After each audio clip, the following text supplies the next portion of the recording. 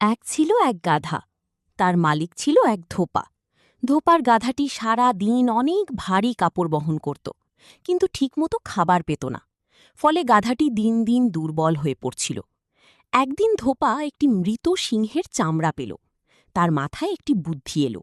সে ভাবল, যদি গাধার গায়ে এই সিংহের চামড়া পরিয়ে মাঠে ছেড়ে দিই, তাহলে সবাই তাকে সত্যিকারের সিংহ ভেবে ভয় পাবে, আর সে নিশ্চিন্তে ফসল খেতে পারবে।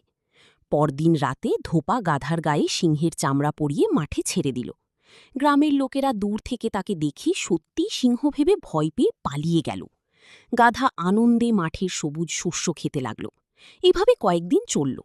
গাধাটি বেশ মোটা তাজা হয়ে উঠল। কিন্তু একদিন পূর্ণিমার রাতে দূরে কয়েকটি গাধার ডাক শুনে সে নিজের স্বভাব সামলাতে পারল না। সেও জোরে ঢ্যাঁ ঢ্যাঁ করে ডাকতে শুরু করল। গ্রামের লোকেরা তখন বুঝে গেল এটা আসলে সিংহ নয়, একটা গাধা। সবাই লাঠি নিয়ে ছুটে এসে তাকে মারল এবং সিংহের চামড়া খুলে ফেলল। নীতিকথা: বাহ্যিক ছদ্মবেশ দিয়ে সত্যকে বেশি দিন লুকানো যায় না।